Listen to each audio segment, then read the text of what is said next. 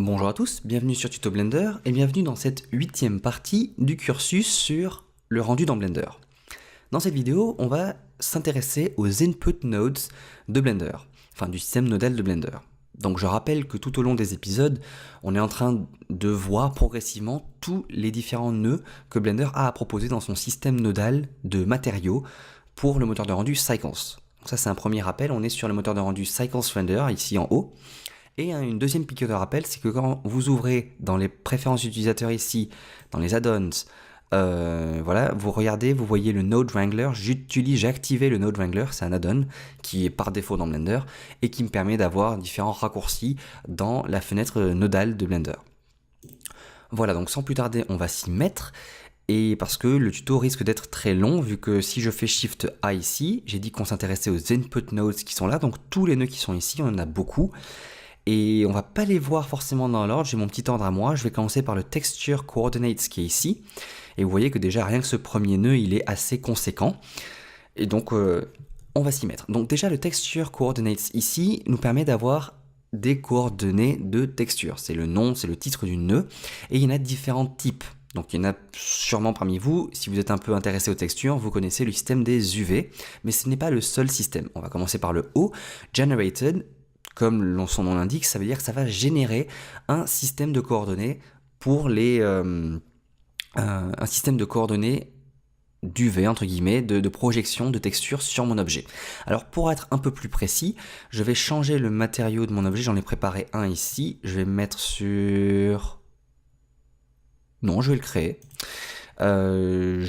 Donc Texture Coordinates, je vais utiliser ici Shift A, un autre nœud, c'est un nœud de texture, je vais utiliser une texture d'image, ici Image Texture, j'ai déjà une image qui a été chargée dans mon fichier, que je vais appliquer là-dessus sur le color, et je vais utiliser comme entrée de vecteur pour ma texture d'image, la génération, enfin les coordonnées générées par Blender, parce qu'il n'y a pas d'UV sur mon cube actuellement. Voilà, lorsque je fais ça, et que je fais, donc j'ai fait CTRL B pour tracer cette boîte rouge ici qui va permettre de faire en sorte que quand je fais Shift Z et que je me mets en vue rendered, là ici, ça ne fasse un rendu que de cette section de mon écran et comme ça, ça économise aussi sur ma carte graphique. Et donc là, si je zoome un peu, j'ai utilisé cette texture, cette image qui est en fait l'image de splash screen que vous voyez lorsque vous ouvrez Blender 2.79. Je ne me suis pas cassé la tête, j'ai juste récupéré cette image là. Et donc vous voyez ce que Blender fait, ça veut dire qu'il trouve un moyen de projeter la texture quand même sur mon cube. Si je n'utilise pas ce Generated ici, là, Blender va automatiquement, si je fais juste la texture d'image et que je la branche dans ma couleur, Blender va automatiquement essayer d'utiliser le système des UV, parce que c'est le plus communément utilisé, vu que c'est celui qui donne le plus de précision en fait sur ce qu'on voudrait avoir.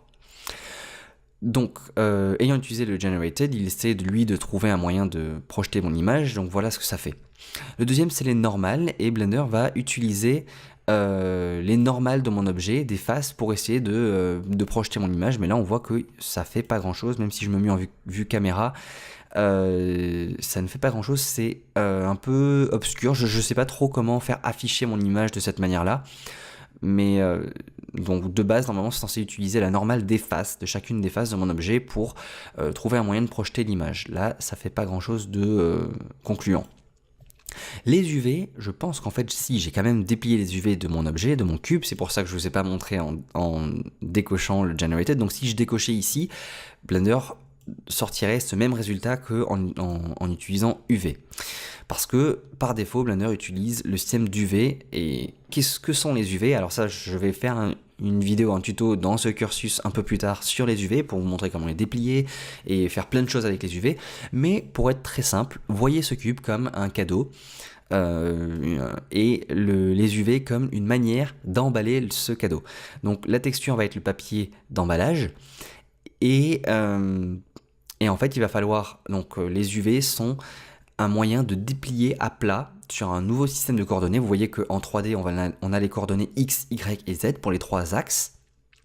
Et bien en fait, U et V et W, entre guillemets, sont les trois lettres qui précèdent en fait X, Y, Z et ont été utilisées pour être assigné à un autre système de coordonnées, un système de coordonnées en 2 dimensions pour les UV. Donc U et V, c'est comme X et Y, mais en 2D, si vous voulez. Donc si j'ouvre ici une autre fenêtre avec là-dedans le UV Image Editor qui est ici, donc j'ai mon carré d'UV qui est tout le temps un carré en fait, donc X et Y, non, pas X et Y, U et V, et ici si je charge ma texture, voilà, j'ai ma texture qui est chargée, donc c'est ça que j'ai utilisé, c'est le Splash Screen de Blender. Et lorsque je sélectionne mon cube et que je rentre en mode édition, j'ai déplié les UV pour que chacune des faces, bon là elles sont étirées du coup vu que l'image, vu que c'est un carré qui a été agrandi en fait, mais chacune des faces s'étire et donc vous voyez que chacun des carrés là qui forment un T, enfin une sorte de croix, ce sont mes faces que j'ai découpées. Je vous montrerai comment faire tout ça dans la vidéo sur les UV, mais donc j'ai fait des découpes sur les arêtes et Blender, je lui ai demandé de déplier tout ça en 2D, en 2 dimensions. Et ensuite, Blender prend l'image qui est derrière et tous les points de couleur qui sont sur l'image derrière et qui correspondent à une face vont être projetés sur la face. Voilà, c'est comme ça qu'on applique une texture sur un objet, pour être très grossier. Donc ça, c'était le système UV. Ensuite, on va avoir un système d'objets et le système objet va être à peu près la même chose que le generated que vous aviez avant, sauf que cette fois-ci, vous voyez que l'origine, en fait, quand on était sur generated, était plus ou moins, était un peu mieux parce que du coup, l'origine était considérée comme étant en bas à gauche, le sommet en bas à gauche de la face, et comme ça, on n'avait qu'une seule fois notre objet notre image qui était projetée. Et elle est projetée en fonction du bounding box. Alors, le bounding box, c'est le cube, ou du moins le cube ou le pavé droit. Non, le cube, je pense. Ouais, non, la géométrie en forme de pavé droit de cube qui est la plus minimaliste possible dans lequel rentrerait mon objet. Donc là, bah, c'est la même forme, c'est un cube. Vu que mon objet c'est un cube, bah, le bounding box sera un cube aussi. Et donc Blender utilise ce bounding box pour projeter en fait la texture dessus, mais si jamais derrière mon cube était modifié par des modificateurs, donc étiré, agrandi comme ça déformerait cette image. Or, si j'utilise le object, les deux différences, c'est que du coup le centre ce n'est plus en bas à gauche ici, c'est le centre de mon objet. Du coup tout ce qui est à gauche ça va être des négatifs. En haut et en bas aussi, c'est positif ou négatif, et donc ça répète plusieurs fois ma texture sur mon objet. Et autre chose, cette fois-ci, la texture ne sera pas étirée suivant que j'utilise des modificateurs dessus pour modifier la forme de mon objet. Ce ne sera pas étiré de cette manière. Par contre, si je scale, enfin si j'agrandis ou que je réduis mon objet, oui, ça va avoir une influence sur l'affichage. Ensuite, vous allez avoir caméra qui est ici, qui va être comme si vous aviez l'image qui était projetée depuis la caméra. Donc je vais me mettre en vue caméra. Et là, par exemple, si je sélectionne mon cube et que je déplace mon cube, alors là, non, là je suis en mode édition, donc forcément, je déplace un sommet. C'est l'avantage d'être en vue render, on ne voit pas si on est en mode objet ou en mode édition. Donc je me suis remis en mode objet. Vous le voyez ici, Object Mode, et quand je déplace avec G mon cube, vous voyez assez nettement, enfin j'espère que vous le voyez après l'enregistrement, mais que la texture est elle comme fixée à ma vue caméra, et que l'objet se déplace sur la texture. Pareil, si je sélectionnais ma caméra ici, et que je déplaçais ma caméra, voilà, la texture est bloquée sur ma caméra, et c'est comme si je déplaçais mon cube au final, j'ai juste fait l'inverse. Et pareil, cette fois-ci, ça tile, ça répète l'image en fonction de cette dimension plusieurs fois sur la caméra. Je sais pas trop comment ça fonctionne, pourquoi ça tile comme ça la caméra, mais si vous n'aimez pas ça et que vous voulez avoir juste votre image qui soit fixée à votre caméra, à votre écran tout du long là, vous allez aimer le prochain sortie qui est ici, qui est le Window. Et lorsque vous cliquez sur Window, voilà, vous avez mon image qui prend toute la vue caméra dans laquelle je suis, et voilà, et donc elle est fixe sur ma caméra. Si je déplace mon cube, je vais juste déplacer mon objet sur la texture, et faire attention parce que si vous travaillez en même temps en vue caméra et ensuite en vue ici de perspective, cette fois-ci l'image va s'étendre au point de vue dans lequel vous êtes, donc ce sera plutôt par rapport à l'écran dans lequel vous vous situez. Donc là, si je déplace encore mon cube, vous voyez que ici, je suis sur le 2.119, et donc si je voudrais avoir le début de Blender, il faudrait que je me retrouve là, en fait, sur le bord de mon écran.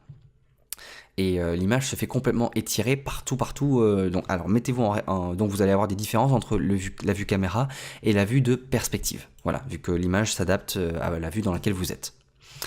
Et enfin, vous allez avoir réflexion qui va en fait simuler comme si l'image était sous forme de réflexion sur l'objet sur lequel est appliquée l'image. Donc là, si je me mets en vue de perspective et que j'orbite autour, vous voyez très bien l'effet de réflexion que ça a sur le cube.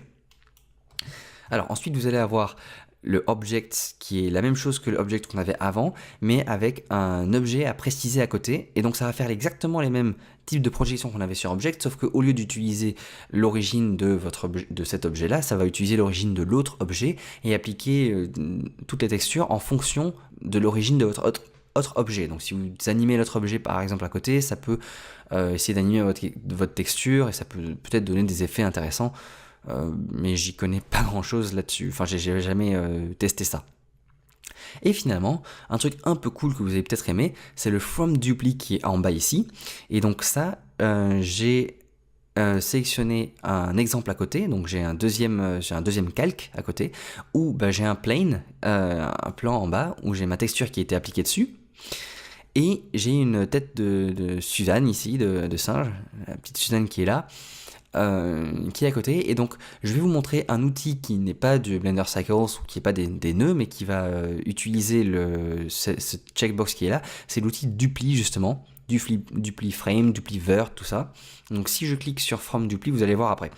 Donc là je vais sélectionner ma Suzanne et vous allez voir que je vais me repasser en mode édition et je vais enlever le Rendered View Mode. Donc vous voyez que cette plane que j'ai en dessous, je l'ai subdivisée plein de fois. Donc il y a plein de faces qui constituent ce plan.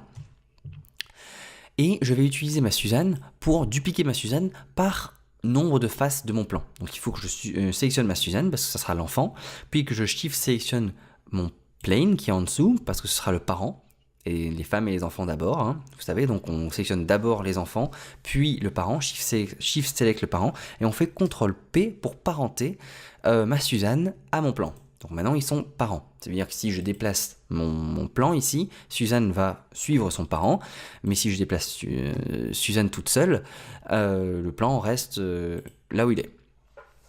Ok, donc jusque là, c'est juste un lien de parent-enfant qu'on a fait dans Blender, mais ça va nous permettre ensuite de resélectionner Suzanne, puis shift sélectionner le plan, et maintenant d'aller dans le mode objet ici, de mon plan, et en dessous de duplication. Pour l'instant, on est sur none, ça veut dire qu'il n'y en a aucun. Mais si on va sur, par exemple, face, hop, on va dupliquer Suzanne par face de mon plan. Et ensuite, si je déplaçais juste Suzanne, par exemple, je peux déplacer l'ensemble des Suzannes qui sont ici. Donc jusque-là, c'est cool, vous me direz, vous venez de découvrir un nouvel outil. Vous ne vous attendiez pas à ça dans ce tutoriel, mais voilà. Et si je fais Shift Z, on voit que mon plan, il a disparu, il est devenu transparent. Et Suzanne a toujours sa propre texture, enfin son propre matériau. Mais si je sélectionne Suzanne, donc là j'ai sélectionné mon plan, il y a marqué plane ici, donc si je sélectionne Suzanne, voilà, et que à Suzanne, voilà, j'ai déjà préparé son shader c'est le même, sauf que j'ai juste pas lié ma texture à Suzanne, voilà, pouf, je lie ma texture à Suzanne, oh mince, là ma texture elle est juste sur toutes les Suzanne, elle est pareille, et de la même manière pareille. Bien, je peux me mettre en Generated ou en UV, en fait c'est la même chose, les deux vont fonctionner, UV ou Generated, et cliquer sur From Dupli, pouf. Et là, je ne sais pas si vous arrivez à voir le truc, mais en fait, chaque Suzanne va prendre un point de couleur, va prendre la couleur du pixel ou de la zone qui correspond vis-à-vis du parent, en fait, de la texture du parent. Et donc le parent avait cette texture, donc si je fais Shift Z et que je me remets par exemple en vue de texture par exemple, ah non, on voit pas la texture sur le plan en dessous. Donc ça sert à rien, on va se remettre en vue solide. Donc le plan en dessous avait sa propre texture de splash screen et je pense que vous pouvez à peu près deviner le splash screen là avec le nombre de textures, le nombre de Suzanne. Donc en fait j'ai divisé par 20 mon plan, ça donne pas une super grosse résolution, mais plus vous auriez subdivisé et plus vous auriez une résolution assez élevée pour revoir l'image qu'il y avait sur le parent. Voilà, donc c'est un truc un peu cool qui peut donner des effets assez sympas. Et j'espère que vous avez... Je vais avancer dans le tutoriel parce qu'en fait, il y en a encore pour beaucoup. Donc on vient de finir avec le Texture Coordinates et je vais revenir sur mon cube de base qui est ici, voilà, et je vais supprimer ces deux nodes. Voilà, hop, on revient sur un cube tout bête, tout simple qui est ici. Et on va passer au nœud suivant qui va être Shift A dans Input, le Attribute node qui est là. Alors, ce nœud attribut va vous permettre d'accéder à certains attributs cachés, entre guillemets, dans Blender, en arrière-plan, pour lesquels vous n'avez pas forcément accès de suite. Vous avez 3 sorties, et le text field qui est ici, c'est une entrée. Donc je sais qu'on est sur les input nodes, et donc on est censé avoir que des sorties, mais là on a quand même une entrée qui permet de préciser ce pourquoi on va avoir nos sorties qui sont ici, parce que couleur, vecteur et facteur, ça peut être n'importe quoi. Et donc on va venir préciser dans le champ ici de texte, de saisie de texte, ce pourquoi on veut une sortie de couleur ou un vecteur ou un facteur. Et pour ça, il y a différents trucs qui peuvent être utilisés. À l'origine, ce nœud est très vieux et en fait, il permet de faire des sorties de plein de choses, même plusieurs choses pour lesquelles d'autres nœuds ont été créés spécifiquement plus tard. Donc en fait, il y a plein de différents petits trucs pour lesquels il est plus utilisé. Par exemple, on peut rentrer une map d'UV là-dedans. Alors, vous savez peut-être pas parce que je vais faire le tuto sur les UV plus tard, mais on peut avoir plusieurs maps, donc plusieurs cartes, disons, d'UV, de dépliage d'UV de mon cube. Donc mon cube peut être déplié de différentes manières. Je vous ai montré tout à l'heure la sorte de croix qu'il y avait dans le UV Image Editor. Mais on peut faire un L, on peut faire différentes formes de dépliage d'UV pour un simple cube. Alors imaginez des formes plus complexes, ça peut être n'importe quoi. Et en fait, des fois, enfin c'est assez rare, mais il se peut que dans votre matériau, vous vouliez utiliser différents dépliages d'UV du même objet pour texturer de manière différente votre objet. Et par défaut, si vous utilisez le Texture Coordinate de tout à l'heure, et si vous utilisez la sortie d'UV du Texture Coordinate qu'on vient de voir, vous allez avoir la map d'UV par défaut qui est utilisée, la première map d'UV qui est utilisée par défaut. Mais si vous en avez d'autres d'assignés à cet objet que vous voulez utiliser, vous pouvez rentrer leur nom ici. Alors le nom, vous allez le trouver sous cet onglet ici, là. Et si vous descendez dans UV Maps, on voit qu'on a une map d'UV ici, mais qu'il y a un petit plus et qu'on pourrait créer d'autres maps d'UV en dessous.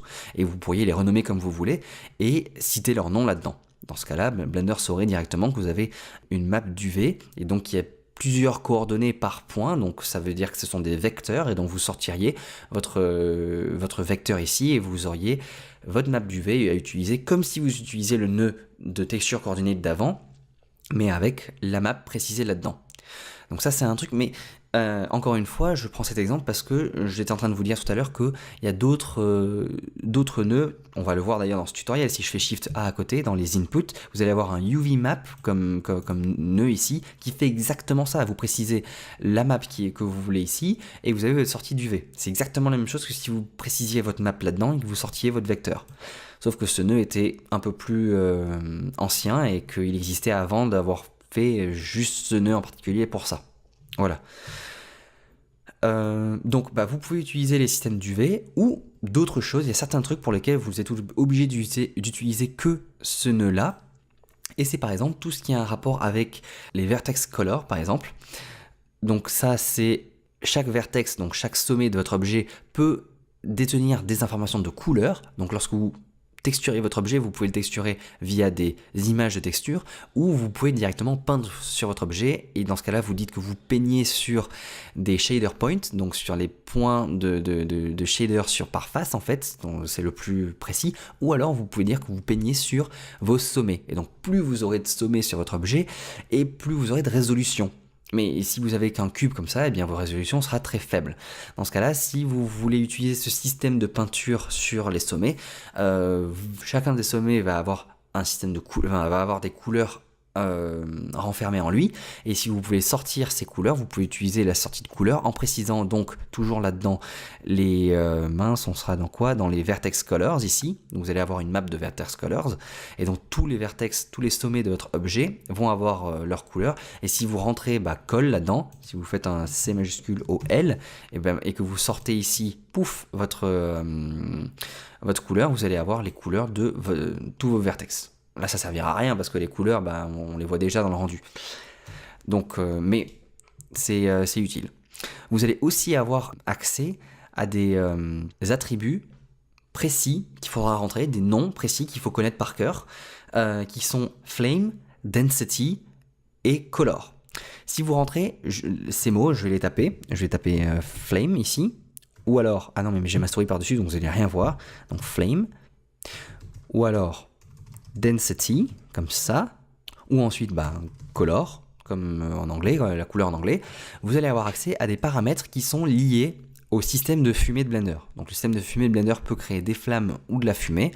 Et dans ce système de voxels, qui sont plus des pixels comme voxels, vous allez avoir une certaine densité de flammes ou de fumée qui va sortir. Et vous allez avoir potentiellement besoin de ces informations, de ces attributs, parce que vous allez peut-être voir de la fumée qui sera de la même couleur tout au long, mais qui est pour Blender beaucoup plus chaude, donc beaucoup plus chaude en densité de température à la base qu'au bout. Et en utilisant cet attribut-là, vous pourrez par exemple colorer ou illuminer plus fortement telle partie de la flamme en fonction justement de son intensité ou même de sa couleur que vous lui aurez donnée dans le système de fumée.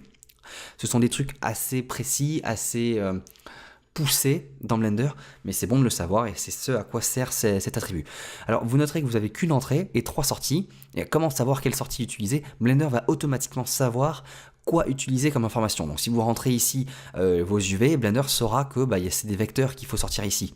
Et si par exemple vous utilisez la couleur de votre système de fumée, Blender saura sortir votre système de couleur ici. Et les densités, par exemple, il saura que ce sont un système de facteurs à sortir de par là. Donc voilà, ça c'est assez simple. J'avance parce que si je continue de m'étaler comme ça, ça va durer très très longtemps. Et donc le prochain nœud qu'on va voir ici, ça va être le nœud de Lightpath. Shift A, Input et Lightpath qui est ici. Lui, c'en est un long, très grand, mais il va être assez rapide quand même. En fait, lorsque je vous ai expliqué, il me semble que je vous ai expliqué le système de Path Tracing dans Blender, donc la manière dont Blender fonctionne avec sa caméra et comment il fait ses rendus, je vous ai dit que c'était un système de par pixel, donc par résolution ici. Quand vous avez du 1920 par 1080, en fait, ça vous donne une certaine résolution, et donc par pixel de résolution dans votre image, Blender va lancer le nombre de samples que vous lui avez donné. Donc ici, par exemple, en render, il va lancer 500 rayons par pixel, et les rayons vont rebondir différemment, donc vont partir de la caméra. Si je fais un petit dessin ici, donc ça c'est ma caméra, voilà, hop, là, et Blender va par pixel dans la caméra lancer ces rayons. Alors il faut que je sorte du mode rendu comme ça, et s'il y avait par exemple ici un objet, un cube, et bien ce rayon là va lorsqu'il arrive, quand il touche le cube, rebondir mais aléatoirement dans une direction aléatoire, voilà. Et vu que c'est une direction aléatoire, et bien pour avoir le plus de précision sur les informations de couleur là-dessus et d'environnement autour, de réflexion et tout, il faut qu'il y ait un maximum de rayons, donc plus il y en a, donc là il va y en avoir 500 avec les paramètres actuels de mon fichier, il y en a 500 qui vont être lancés dans la même direction que celui-ci, qui vont faire le même trajet, mais qui vont rebondir sur des directions aléatoires. Et donc je vais avoir 500 informations aléatoires sur ce point-là. Et plus on augmente les samples, c'est pour ça que plus on va avoir de précision sur la qualité on va augmenter la qualité de notre rendu. Ça, c'est le système de path tracing. Mais chacun de ces rayons porte des noms et porte des sortes de tags, entre guillemets, si vous voulez, pour les identifier. Et c'est pour ça que je vous ai aussi montré qu'on peut changer de path tracing en branch path tracing. Les branches, ce sont les différentes branches, et donc ce sont les différents tags, entre guillemets, que peut avoir un rayon. Et vous allez avoir le diffuse, le glossy, transmission, iode. Tout ça, ce sont les différents types de rayons qui peuvent être envoyés en même temps ou séparément, si on utilise ce branch path tracing ici. Et c'est ça qu'utilise, et c'est ça que peut isoler ce node-là, le light path. Donc là, vous allez avoir une manière d'isoler dans votre système nodal et dans votre shader chaque rayon qui sort de la caméra. Et c'est assez simple. Si je dis is camera ray, toutes les camera rays, ce sont les rayons qui sortent de la caméra. Donc tant qu'ils n'ont rien touché, tant qu'un rayon sort de la caméra et n'a rien touché, le premier qui est tiré depuis la caméra, c'est un camera ray. Le isShadowRay, c'est un rayon qui est particulier, qui est créé à chaque fois que un camera ray ou n'importe quel rayon touche un obstacle, ou même après qu'il ait rebondi et qu'il retouche un nouvel obstacle. À chaque fois qu'il y a un rebond qui se fait dans la scène, il y a le rayon qui va subir l'adaptation du shader sur lequel il est. Donc si c'est un shader de, je sais pas, de glossy, et ben il va être réfracté, tout ça. Non, il va être réfléchi et il va poursuivre son bonhomme de chemin de son côté. Mais il va y avoir un shadow ray qui va être créé de zéro, de nulle part, qui va être créé juste à partir de ce point-là et qui va retracer ce point, qui va relier le point d'impact aux sources lumineuses qui sont dans la scène. Et si jamais il est bloqué par n'importe quoi, eh bien il va retourner que, ah bah tiens, d'ici de ce point-là vers la source lumineuse, il y a un point d'ombre. Enfin, je suis bloqué et je ne peux pas atteindre cette source lumineuse. Et ça donne des informations à Blender pour qu'il puisse plus facilement calculer les ombres et de manière plus précise. Vous n'avez pas besoin de savoir toutes les spécificités techniques là-dedans, mais en gros, c'est ça que sont les Shadow Rays. Ensuite, alors les Shadow Rays vont être bloqués par n'importe quel obstacle dans la scène, n'importe quel shader peut bloquer un shadow ray, sauf le shader transparent. Donc, on a déjà vu tous les shader nodes ici, donc si vous avez mis un node avec une texture transparente dedans, un shader transparent, lui fera passer les shader rays qui pourront accéder peut-être à leur point de lumière, leur source lumineuse. Ensuite, vous allez avoir les diffuse rays, donc ben forcément, ça c'est chaque fois qu'un rayon part de la caméra, non, même pas par la caméra, chaque fois qu'un rayon, même qui a rebondi, touche une surface avec un matériau de diffuse dessus, ça va se transformer en diffuse ray. Si vous aviez utilisé un mix shader, donc là on a un diffuse shader, mais on avait déjà vu dans les shaders ici qu'il y avait des mix shaders ici que je peux combiner avec un glossy shader, parce que juste en dessous on va avoir les glossy rays. Si le rayon va toucher un objet qui a ce matériau là, ce matériau-là a du diffuse et du glossy. Et donc le rayon qui va rebondir en fonction du mélange de diffuse et glossy. Et donc en fait il va rebondir et se scinder en plusieurs rayons. Enfin, il va y avoir un rayon qui va en sortir de ça, qui va rebondir d'une direction, mais qui va porter les tags de diffuse et de glossy ray, parce que là, pareil pour le glossy en fait. Un glossy ray, c'est un rayon qui a tapé un matériau de type glossy, et du coup qui va porter le tag de glossy dessus, parce qu'il a des informations de glossy et de diffuse aussi s'il y a eu un mix shader. Donc c'est pour ça que je parle de tag, ça veut dire qu'on va avoir des rebonds de rayons, mais un rayon peut potentiellement être plusieurs sorties en même temps, peut appartenir à plusieurs sorties en même temps.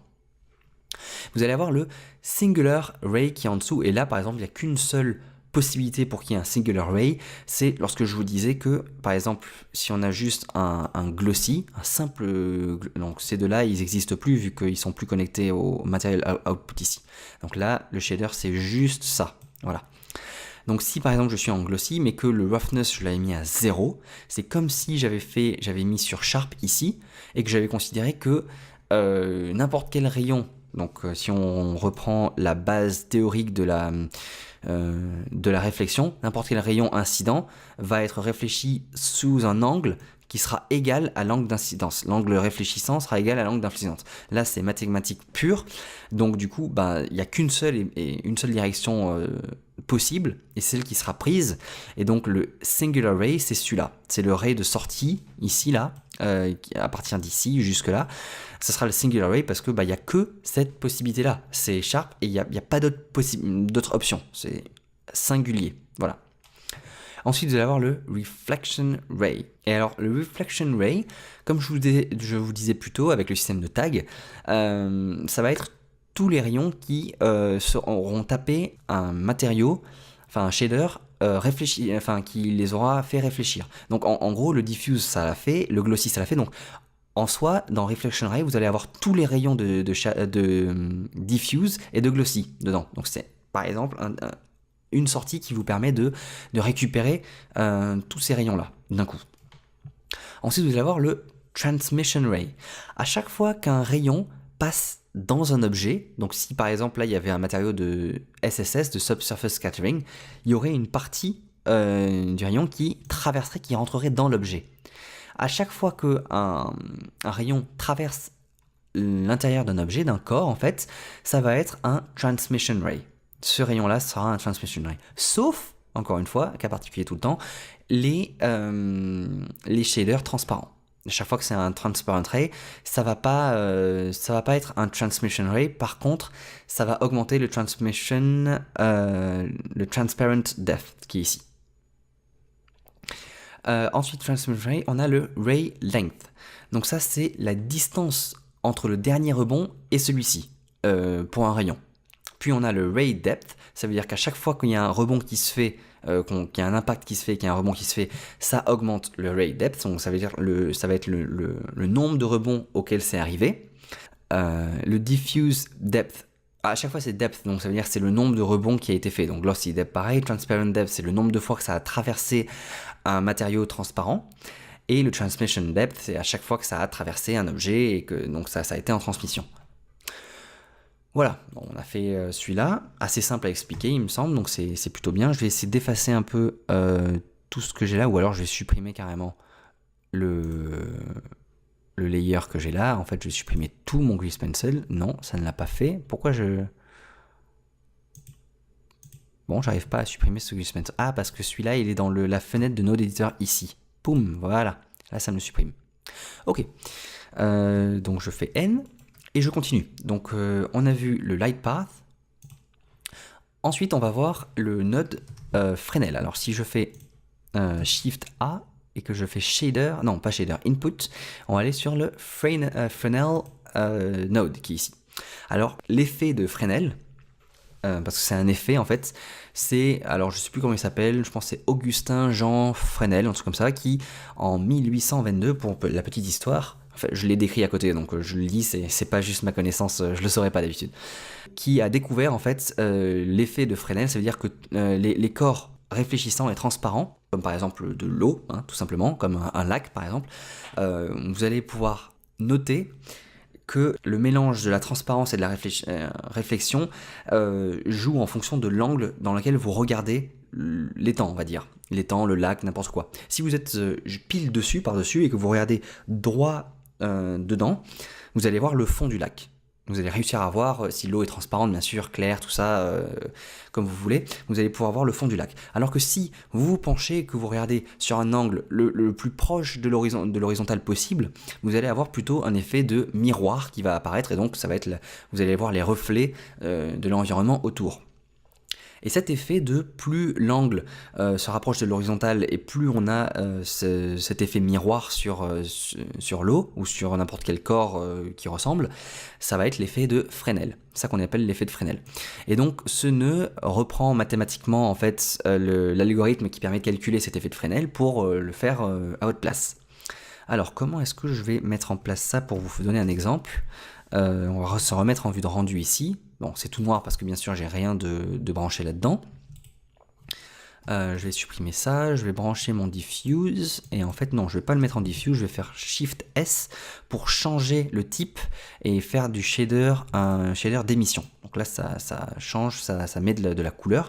Et si, comment je vais faire? Si par exemple je branche le facteur de ça dans la force de celui-ci, alors avec un cube on le voit pas forcément très bien. Je vais changer ça, je vais pas faire un cube. Pourquoi je supprime mon cube? Ok. Et je vais rajouter une sphère, tiens. Avec une sphère on le verra bien. Donc ma sphère, je vais rajouter un nouveau matériau. Et donc j'ai dit que je changeais, je voulais pas le diffuse mais je voulais de l'émission. Et que j'étais sur le input Fresnel node ici, et le facteur je le mets là-dedans.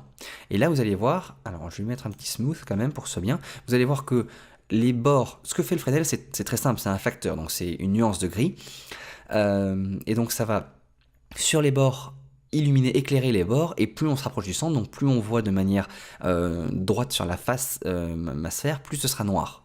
En gros si je vois de profil ici, comment dire, j'ai, encore une fois je vais faire un petit dessin, j'ai ma caméra qui est là, voilà, et j'ai, alors il faut sortir du mode comme ça, je vais avoir la surface de ma sphère qui est ici. Plus je regarde directement droit dessus, avec un angle droit ici, je serai face à ma, comment dire, à ma surface, plus ce sera noir, et plus je vais avoir un angle grisant avec un angle assez petit, et plus il va m'éclairer donc forcément les bords de mon objet. Donc ça c'est typiquement l'effet que peut avoir du Fresnel. On a ça même sur des corps qui sont pas forcément aussi réfléchissants ou transparents, nets comme de l'eau, mais vous allez avoir sur de la soie par exemple, on va avoir cet effet un peu de velours. Ouais, le velours, typiquement, on va avoir un peu cet effet un peu plus clair sur les bords, quand on le voit sur le côté, et plus foncé, mat, quand on le voit directement dessus. Ça donne un effet un peu soft, un peu léger. Donc je vais enlever ça, voilà, et je vais me remettre en vue de rendu. Et donc on voit ça. Et en dessous, on va avoir l'indice de réfraction, parce que c'est l'indice de réfraction qui va gérer la transition, la netteté en fait, entre ce blanc qu'on va avoir au bord et le gris sombre qu'on a au centre. Plus vous allez diminuer cet indice de réfraction, et plus la transition sera nette. Et alors plus vous allez augmenter, plus ce sera smooth. Donc c'est quoi, lisse entre les deux. Voilà, j'ai pas grand chose à dire dessus. C'est plutôt simple. Il y a un autre nœud qu'on va voir juste après, en fait, supprimer. Si je fais Shift A, Input, ça va être le Layer Weight qui vient juste après. Ce nœud fait à peu près la même chose. Il a d'ailleurs un des deux entrées qui s'appelle le Fresnel et l'autre c'est le Facing. Les deux vont faire quasiment, c'est très similaire entre les deux. Disons que le Fresnel c'est comme je vous l'ai dit tout à l'heure, et le Facing c'est plutôt que ça va jouer en fonction de de l'angle qu'a la face par rapport à la caméra, à la vue, non, par rapport à votre vue. Donc comme je lui montrais mon petit dessin tout à l'heure avec l'angle directement, là ça va prendre directement l'orientation des faces vis-à-vis de la caméra, et ça va calculer par rapport à ça. Et l'interpolation avec le facing sera linéaire, alors que le Fresnel, c'est tout un calcul et un algorithme compliqué que je connais pas, qui permet de calculer la transition entre les deux. Et alors en dessous, vous allez avoir un blend qui n'est plus un indice de réfraction et qui va vous permettre de jouer entre les valeurs avec une valeur entre 0 et 1 pour savoir si vous voulez quelque chose de net ou de plus ou moins lisse comme transition entre le blanc et le noir. Le facing va juste utiliser l'orientation des faces pour déterminer quelles sont les faces qui sont les bords de votre objet et quels sont ceux qui sont à l'intérieur de l'objet. Voilà. Donc encore une fois, c'est très simple. Je supprime, on avance. Le prochain nœud qu'on voit ici, hop, Shift A, ça va être en input, ça va être le tangent node qui est là. Très simple, il n'y a pas beaucoup de choses dedans. Et alors les tangentes, une tangente en fait, si vous n'avez pas trop suivi en maths, c'est toutes les lignes perpendiculaires à la normale. Donc la normale d'une face, vous savez ce que c'est, enfin, j'espère que vous savez ce que c'est depuis. Piqûre de rappel, c'est une droite qui passe par le plan, par le plan de votre face et qui est perpendiculaire à ce plan. Donc il y en a une infinité aussi, mais les tangentes, ça va être toutes les lignes qui seront perpendiculaires au normal. Donc il y en a aussi une infinité par plan, et les premières, les plus simples à connaître, en fait, ce sont directement les arêtes de vos faces. Parce que les arêtes font partie de vos faces, et donc elles sont forcément perpendiculaires à vos normales. Donc si vous voulez l'imaginer, c'est de cette manière-là. Est-ce que je peux vous faire un dessin encore une fois? Allez, on va reprendre notre cube de base, parce que là pour le coup, le cube sera plus facile. Et on va dire que ici, voilà, vous voyez l'axe vert, l'axe Y de la scène 3D, eh bien ça représente parfaitement la normale de cette face-là. Voilà. Ça c'est la normale.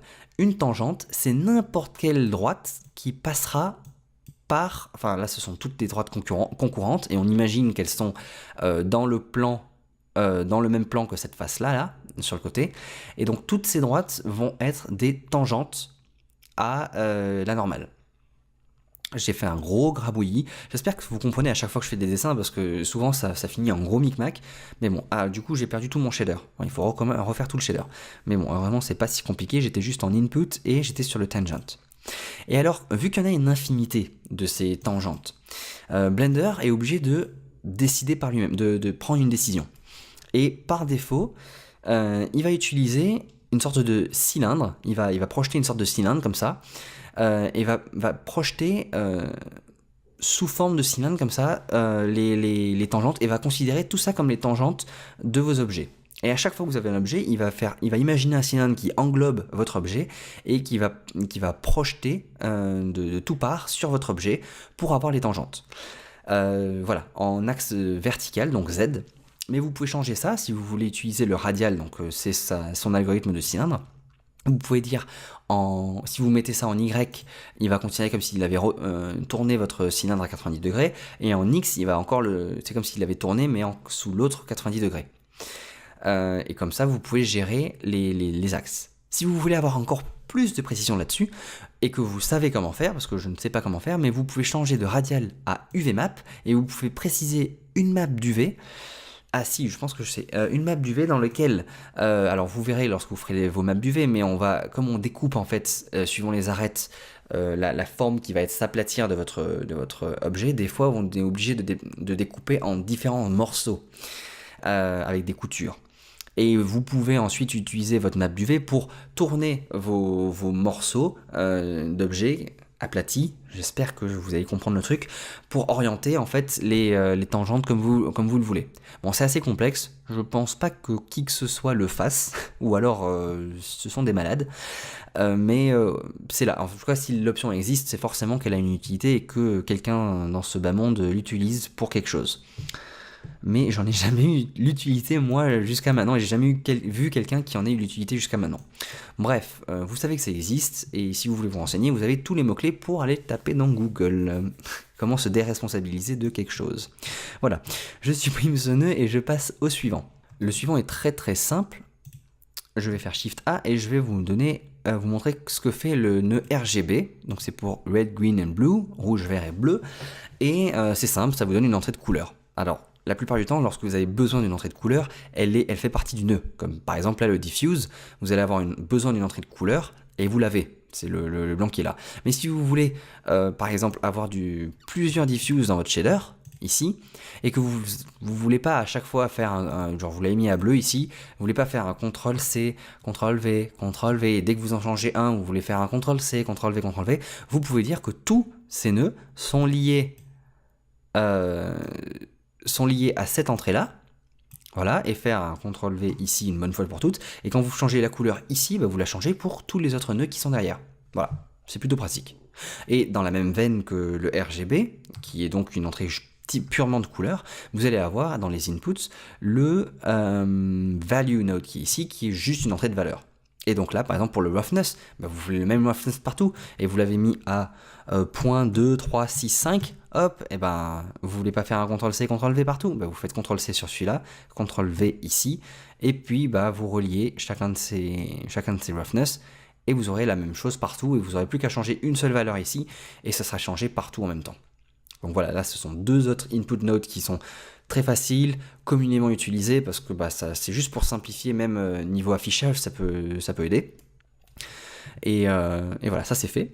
Donc je peux supprimer tous ces nœuds-là, pouf, et on repasse sur une grosse pointure, ça va être Shift A, le Geometry Node, ici, paf. Et là on a encore un gros pack de trucs à expliquer. Donc le nœud de géométrie ici, ça prend en compte des paramètres de shader points. Donc les shader points, c'est alors on va enlever le cylindre, on en a plus besoin maintenant, mais sur cette face par exemple, donc Blender en soi, géométriquement parlant, il a 4 sommets, d'accord?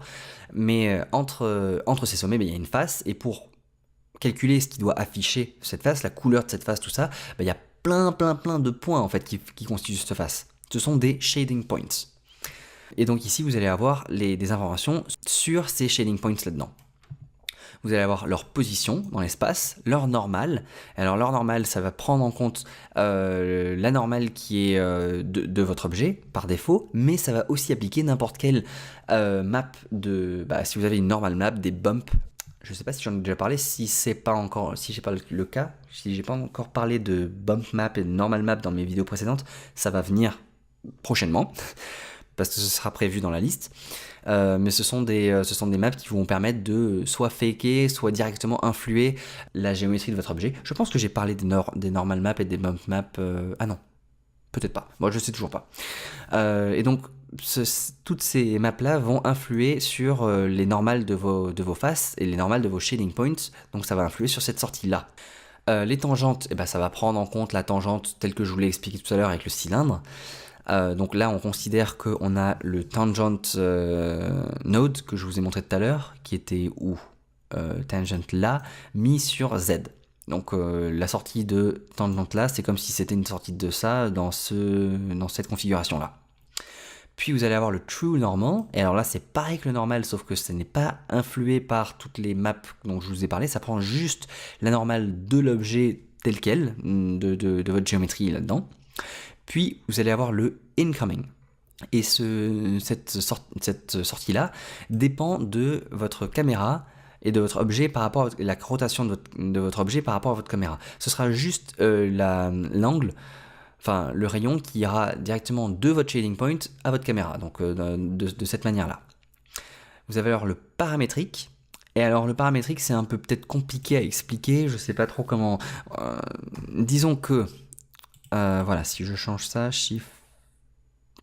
Attends, si je vais Shift Z, est-ce que je peux faire un exemple en paramétrique? Voilà, si je fais ça, alors Blender va trianguliser les faces avant de les rendre, et ensuite c'est comme s'il assignait des poids à vos sommets, et que eh bien, il va, le sommet qui a en fonction de leur indice, de leur ID, de leur identifiant, en fonction des identifiants de vos sommets, il va assigner un poids et il va assigner une couleur et ça va jongler entre le noir, le rouge et le vert. Et voilà, c'est tout c'est comme ça que j'ai pu c'est comme ça que je peux vous le dire. Si je change ça, le diffuse pour Shift Z, non, c'est pas ce que je veux faire. Je veux faire Shift S, pardon. Et je veux faire un emission shader. Ouais, non, c'est ça. Ça prend, je sais pas à quoi ça sert en fait, mais bon, ça vous fait ça. Ensuite, vous allez avoir le backfacing. Et donc, si vous pluguez ça maintenant dans la couleur, vous allez voir du noir, parce qu'en fait c'est très simple. Ce que fait le backfacing, c'est backface, back c'est le dos, face c'est la face, donc c'est le dos de la face. Donc ça vous montre juste, ça inverse les normales de chacune de vos faces. Vous savez que chaque face est une normale, mais en gros Blender, pour calculer ce cube là en face de moi, alors je suis en émission, c'est pour ça que je vois pas forcément sous forme de cube, je préfère le garder en diffuse, voilà. Disons que cette face a un sens. Là, on voit cette face de ce côté-là. Donc, si je fais Shift Z, on voit cette face de ce côté-là, voilà. Pouf, mais on la voit pas du côté de dos, de derrière. Et donc, Blender sait qu'il doit afficher cette face-là. Si je rentre le backface comme tout à l'heure, Blender me montre du noir parce qu'en fait, cette couleur, il l'assigne à la face avant de votre face, mais il n'affiche rien sur la face arrière. Du noir, il n'a pas besoin de calculer une couleur pour la face arrière, puisque normalement, on n'est pas censé voir cette face arrière. Donc si je mets backfacing là-dedans et que j'inverse les normales de chaque face, eh bien Blender va me montrer ce qu'il afficherait pour l'arrière, ce qui est le noir, il va rien calculer, il va juste mettre du noir. Et l'autre côté, lui, aura du violet. Le violet qui normalement est là-dedans, dans cette couleur. Mais on le voit pas de toute façon parce que ça a été inversé. Donc ça c'est pas, ça peut être pratique dans des cas précis. Je sais pas, là si j'imagine quelque chose. Disons que si par exemple vous avez un plane, juste un plan, et que vous lui avez mis un shader d'émission, mais que vous voulez que ça fasse de l'émission que sur un côté. Alors on va le faire, on va essayer de le faire. Voilà. Si je fais Shift A et que je fais un plan ici, alors je vais enlever encore mon Grease Pencil, je peux le tourner dans je sais pas quelle manière comme ça. Et ce plan-là, je lui ai fait New, un nouveau matériau, je fais Shift S, et là je dis que c'est une émission. Shift Z. Donc voilà, ça émissionne. Voilà, on va augmenter la force. Et pour bien voir que ça fait une émission, on va rajouter encore un nouveau plan en bas qu'on va agrandir. Et Shift Z, voilà, là on voit qu'on a l'éclairage de chaque côté du plan. Si je prends mon plan maintenant, et que je dis que, je vous ai montré les shaders normalement, donc vous connaissez les différents shaders, je vais utiliser un holdout, et donc le holdout normalement ça fait un trou à travers tout, voilà. Donc ça fait rien, ça montre rien, et c'est le plus simple à calculer parce que c'est juste du vide, donc ça calcule rien. Donc maintenant si je veux faire un mix, hop voilà, donc là j'appuie sur Alt et je drague et je clique, et comme ça me crée automatiquement le mix node entre les deux. Je peux avoir un mélange entre l'émission et le holdout, ce qui pour l'instant nous donne ce résultat-là. Mais maintenant, je peux faire Shift A, un input, et j'étais sur le Geometry Node ici, voilà, et sortir le backface et le mettre dans le facteur, et donc ça me donne une sortie de 0 pour la face avant et de 1 pour la face arrière. Et donc dès que c'est en 1, ça va mettre l'émission, et dès que c'est en 0, ça va mettre le holdout. Ah non, pardon, l'inverse. Dès que c'est en 1, ça fait celui qui est le plus à droite, donc ça fait celui d'en bas, donc ça va faire le holdout. Et dès que c'est en 0, ça fait le plus à gauche dans le facteur, donc ça fait le shader du haut, et donc ça me fait l'émission. Et là, du coup, ma face arrière va avoir un holdout, on va lui appliquer le holdout, et ma face avant, on lui applique l'émission. Et dans ce cas-là, on voit très bien que si je mute avec M ici, mon shader, je vais soit avoir de l'émission qui sort des deux côtés, soit, M c'est ici, je vais avoir la face arrière de ma face qui n'émet plus de lumière, et émet de la lumière que d'un côté. Voilà, là au moins j'espère que ça explique bien déjà le backfacing, ce que c'est, le holdout aussi, ce que ça peut faire, le mix, enfin tout ça, ça explique très bien pas mal de choses. Et enfin le pointiness, qui va peut-être être un peu compliqué à expliquer. Comment je vais expliquer le pointiness ? Je vais supprimer mon plan qui émet de la lumière ici, pouf, et je vais rajouter un mesh, ça va être Suzanne, parce qu'il me faut plein de détails, de plein de trucs dedans. Alors j'ai Z, je la monte un peu, CTRL 2, la subdiviser, smooth, on n'y voit pas grand chose avec le plan qui est de la même couleur derrière, donc je vais supprimer ce plan là. Et voilà, là on a notre petite Suzanne, à laquelle on va rajouter un nouveau shader, et donc on est toujours sur le Geometry Node, ici, voilà, et le Pointiness, si je le mets là-dedans, pouf. Alors, qu'est-ce que vous allez voir ? Vous n'allez pas voir grand-chose non plus. Alors ici, on va peut-être aussi mettre ça, Shift S. J'aime bien mettre en émission, des fois ça nous permet de mieux voir certaines choses. On voit très peu, parce qu'en fait, c'est comme une sorte de rampe. Vous voyez que c'est en gris, donc c'est une valeur nuance de gris, par exemple, ou une valeur... Voilà, une valeur, hein, vous avez compris. Donc, comme c'est assez le range, c'est quoi range en français ? J'ai oublié. Des fois, j'ai des trous de mémoire comme ça. Bref, c'est très grand. Donc, on va se servir d'un autre que vous n'avez pas encore vu, qui va être dans Converter Color Ramp, ici. Et on va pouvoir essayer de réduire un peu la distance entre les deux, et là vous allez bien voir que dans les angles, enfin dans les endroits concaves, donc je pense que ce sont les creux à l'intérieur, vous allez avoir plus de noir, de sombre, et tout ce qui seront les angles convexes, du coup l'inverse, vous allez avoir plus quelque chose de plus clair. Blender va en fait automatiquement avec le pointiness détecter les angles, les angles, et chaque fois qu'il y aura une face qui sera plane, qui sera plate, va assigner une couleur gris neutre, donc en 0.5. Chaque fois que ce sera pointu, on va dire pointu, ça va éclairer plutôt, donner quelque chose de plus clair, et dès que ce sera plus concave, ça va plutôt donner quelque chose de sombre, donc assombrir et donner des couleurs plus sombres. Ça c'est génial pour vous faire des maps, pour vous faire des textures de cavité dans lesquelles vous allez avoir par exemple toute la poussière qui s'est accumulée dans les interstices de vos objets,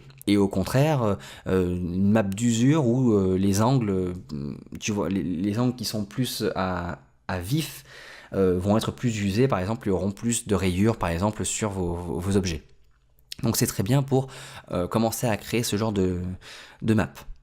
Ça c'était le pointiness. J'espère que c'est assez clair, mais je pense que là j'ai bien expliqué, enfin, je suis content. Donc on va passer à autre chose. Clic droit, hop, on supprime. Et on en a encore quelques-uns à faire, on en a fait un peu plus de la moitié. On va passer sur le Wireframe node. Donc ça c'est un node plutôt sympa. Shift A, Input et Wireframe là-dedans.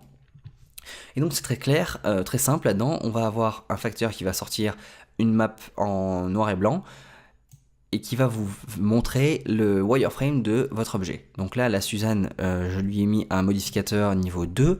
Donc si je remets en niveau 1, voilà, on verra un peu mieux.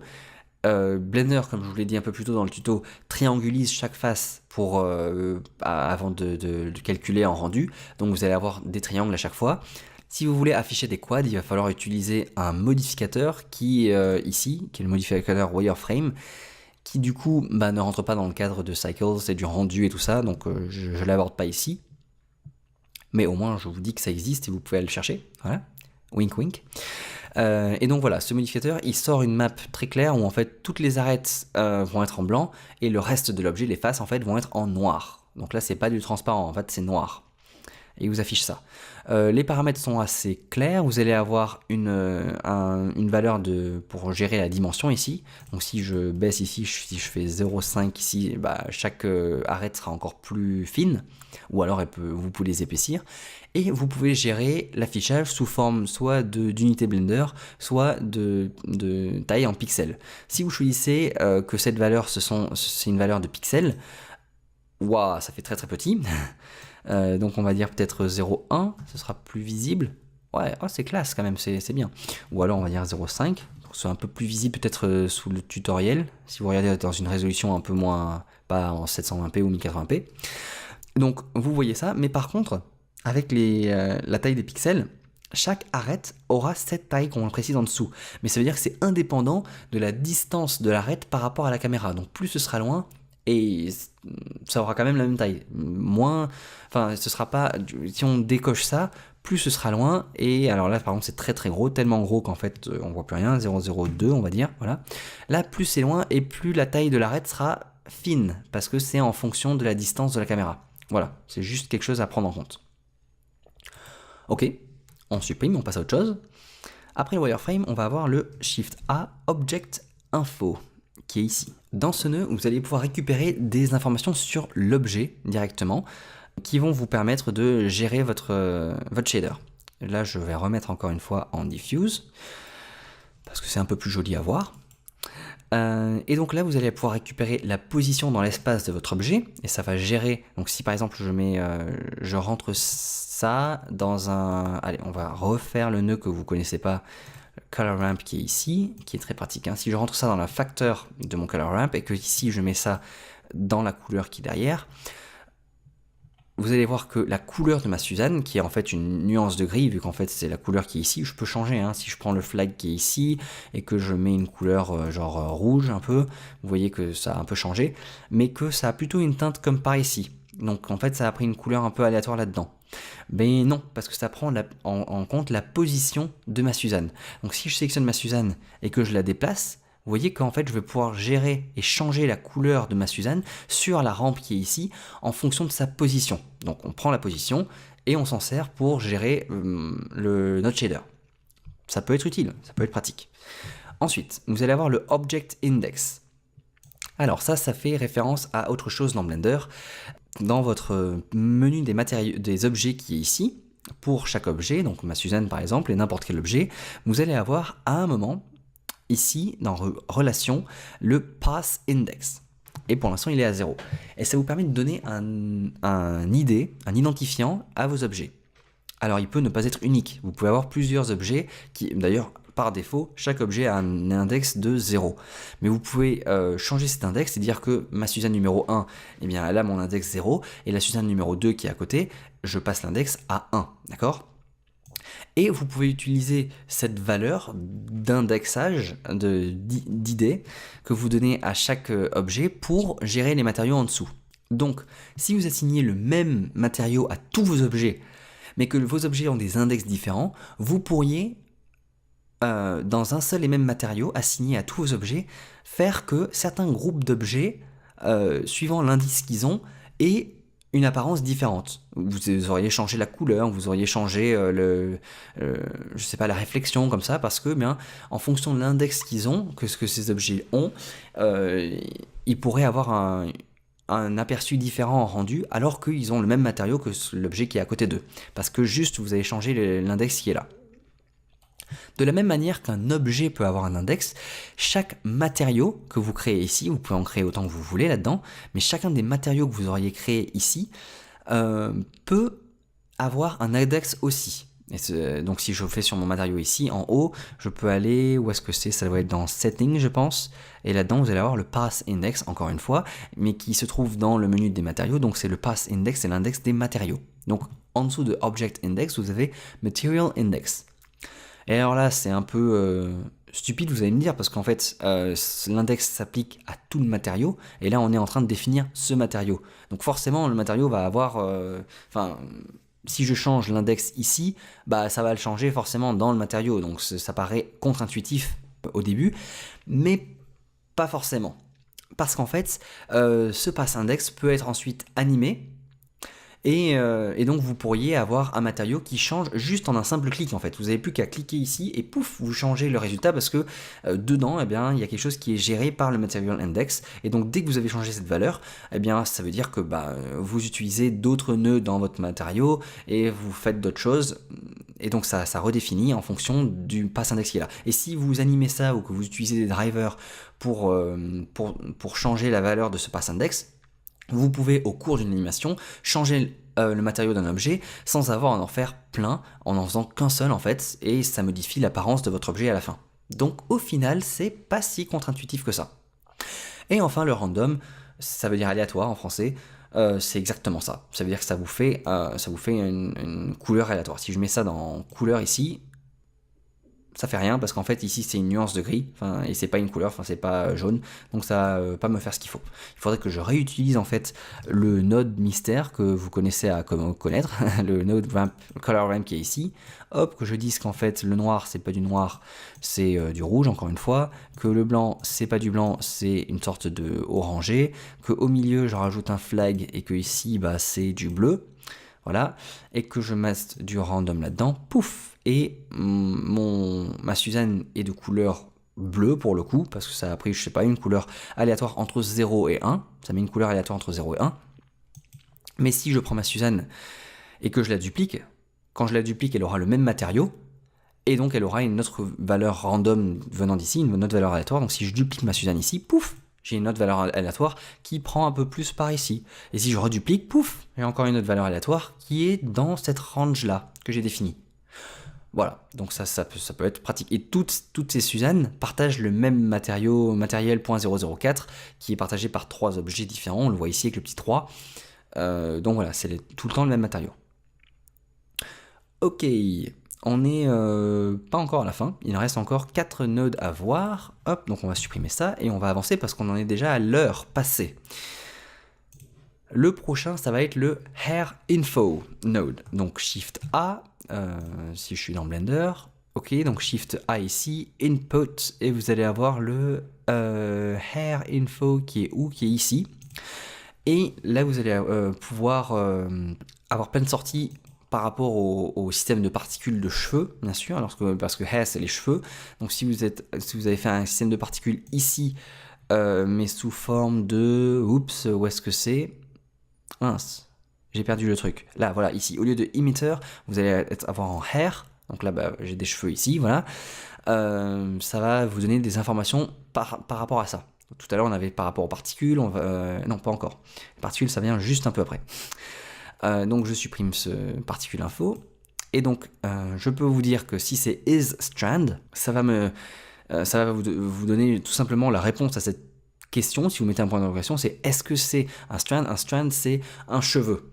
Donc est-ce que c'est un cheveu? Et votre objet, la partie de votre objet en fait, ça va me rendre 1 si c'est bel et bien un cheveu, une particule qui sort, ou 0 si en fait c'est le parent, c'est le Suzanne en fait, ou l'objet qui fait émettre la particule, et donc du coup c'est juste du maillage, et si c'est pas un strand, ça va rendre 0. Intercept, ça va nous rendre une sorte de dégradé le long du cheveu, en nous disant donc à la base du cheveu ce sera noir, et au bout du cheveu ce sera blanc. Thickness c'est l'anglais pour l'épaisseur, et en soi, bon, si on imagine un cheveu qui a une épaisseur à la base et qui se réduit jusqu'au bout du cheveu de manière linéaire, voilà, tout le monde visualise un cheveu qui est, on va dire, comme pointu comme ça, mais qu'en fait c'est linéaire, c'est vraiment une ligne droite là, et qu'il n'y a pas justement de vague dans la manière que ça se réduit. Eh bien, le résultat de ça sera exactement le même que le intercept. Après, ça va changer en fonction, donc en fait ce sera noir à l'épaisseur la plus grosse épaisseur, blanc à la plus fine épaisseur, et ensuite ça va interpoler en nuances de gris entre les deux. Donc là je vais faire N et je vais supprimer ça. Et ça, ce sont la normale des tangentes. Les tangentes d'un cheveu sont alignées le long du cheveu. Donc forcément, la normale des tangentes va pointer vers en dehors du cheveu, quoi, vers l'extérieur du cheveu. Si votre cheveu, c'est juste ce trait-là, bah, toutes les tangentes vont être dans... Oups, ça c'était pas très beau à voir. Toutes les tangentes vont être dans la même direction que votre cheveu, comme ça. Et donc forcément, les normales, elles, vont pointer vers l'extérieur. Voilà. Ensuite, on supprime ça, et j'en ai un peu parlé en avance, mais maintenant on va aller sur les Particle Info Node. Parce que là vous aviez tout ce qui concernait les particules de type cheveux, maintenant on va avoir toutes les infos concernant les particules de type particules. Et on en a un petit peu plus, on va avoir l'index, donc chaque particule qui est créée, lorsque vous faites les particules, ces petits points en fait qui sortent de votre objet, chaque particule qui est créée a un index unique, un identifiant qui est unique. Donc la première va être nommée 1, 2, 3, 4 et ainsi de suite. Je ne sais pas si c'est vraiment dans l'ordre ou si quand on met un random, lorsqu'on met un aléatoire, ça a des indices différents. Mais en soi, chaque particule a un index unique. Ensuite, ça a un âge, donc c'est la durée depuis laquelle la particule a été créée et qu'elle est née. Puis ça a un lifetime, donc une durée de vie, donc c'est la durée maximale de vie que peut avoir cette particule. Donc si vous jouez avec un aléatoire sur ça, bah, vous pouvez changer la durée de vie d'une particule, telle qu'elle a été précisée à la base. Vous avez une position dans l'espace, donc forcément c'est un vecteur avec les positions en x, y et z. Vous allez avoir la taille d'une particule, la taille relative à celle qui lui a été donnée lorsqu'elle a été créée. Donc ça c'est plutôt relatif à... il y a là-dedans, quand on fait new, il y a un endroit où je pense que voilà, il y a un size ici, et donc c'est plutôt... ça relève de ça en fait, du size qui est ici je pense. Ensuite vous allez avoir une vélocité, donc en gros c'est la vitesse à laquelle se déplace la particule dans l'espace, dans votre monde 3D. Donc plus elle va vite, plus par exemple vous pouvez dire qu'elle est claire, elle est brillante. Vous pouvez le gérer là-dessus. Et vous allez avoir une angular velocity qui en gros c'est la vitesse de rotation qu'a la particule dans l'espace. Donc si à la place d'un petit point vous avez dit que chacune de vos particules est instanciée par une tête de Suzanne, vous pourriez avoir une tête de Suzanne qui tourne en même temps qu'elle se déplace dans l'espace. Bah, plus elle tourne vite et plus la vélocité angulaire ici sera grande. Voilà, bon, c'était plutôt simple à expliquer finalement ça. Allez, on supprime ce nœud-là. Et on passe à l'UV-map, je pense, input et UV-map qui est ici, qui doit être le dernier. Ouais, il me semble que c'est le dernier. Et donc, je voulais un peu expliquer en début de tutoriel, mais en gros ici, vous allez avoir une sortie de map d'UV, et vous précisez là-dedans le nom de la map que vous voulez avoir. Et ensuite, vous pouvez préciser plusieurs types de maps d'UV dans votre objet, sachant que par défaut, en général, toutes celles qui sont utilisées sont les premières en fait que vous allez avoir là-dedans, dans les maps d'UV qui sont ici. Donc vous pouvez préciser les noms et en avoir plusieurs différentes. Si vous avez une texture qui doit être appliquée d'une certaine manière, donc qu'il faut un dépliage qui n'est pas conventionnel, et que vous faites ça, vous pouvez utiliser ça pour overrider entre guillemets l'ordre et utiliser cette map quand même. Et le from dupli fera la même chose que je vous ai montré au tout début du tutoriel avec ce cool petit cet outil un peu sympa de dupli frame, dupli face, dupli vert, tout ça là que je vous ai montré dans le menu objet qui était ici, la duplication. Voilà. Eh bien, j'espère que ce tutoriel vous sera utile. N'hésitez pas à aller voir en dessous, dans la section, pas commentaire, mais dans la section description du tutoriel, parce que je vais mettre, comme dans pas mal de tutoriels d'ailleurs, quand ils sont assez longs, j'essaie de faire un résumé avec des raccourcis en temps. Donc vous cliquez et vous allez avoir le résumé en fait du tutoriel et vous allez directement à la section qui vous arrange. Parce que renaviguer dans plus d'une heure de tutoriel comme ça, c'est galère, je le conçois. Voilà, et puis je vous dis à la prochaine. Salut!